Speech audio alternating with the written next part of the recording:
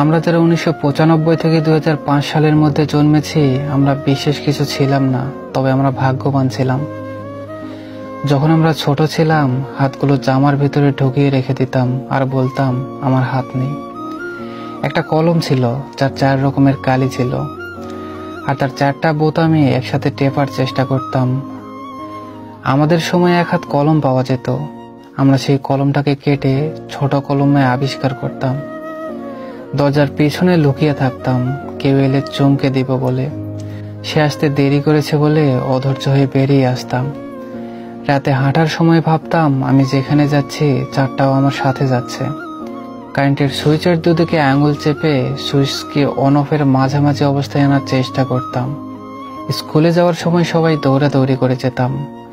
ক্লাসে কলম কলম খেলা, খাতায় ক্রিকেট খেলা, চোর ডাকাত, বাবু পুলিশ খেলতাম।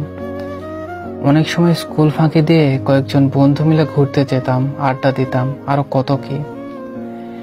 1 টাকার রঙিন কিংবা নারিকেলে আইসক্রিম, হাওয়াই মিঠাই খেতে না পারলে মনটা খারাপ হয়ে যেত। হঠাৎ আকাশ দিয়ে হেলিকপ্টার গেলে সবাই রুম থেকে বের হয়ে আকাশের দিকে তাকিয়ে থাকতাম। স্কুল ছুটি হলে দৌড়িয়ে বাসায় আসতাম মিনা কার্টুন দেখবো বলে।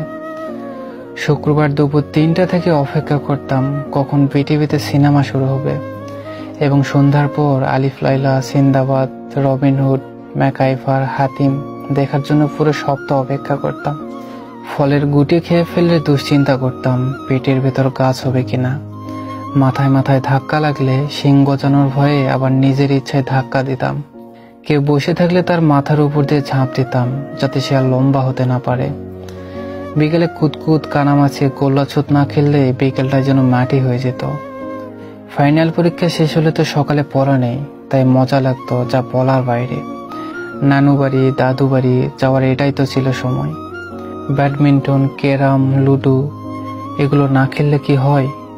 ডিসেম্বর মাস ও শীতকালটা আমাদের ছেলেবেলায় এমনি কালারফুল ছিল। তবে ডিসেম্বরের 31 তারিখ যতই আগায় আসতো, মনের মধ্যে ভয় ততই বাড়তো। তাই ওই দিন যে ফাইনালের রেজাল্ট দিবে তাই আর কি।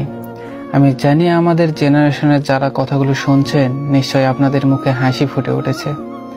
এসব কথা মনে পড়লে ইচ্ছে করে আবার যদি সেই ছেলেবেলাটাকে ফিরে পেতাম। আসলেই ওই দিনগুলোকে খুব মিস করি, অনেক বেশি মিস করি।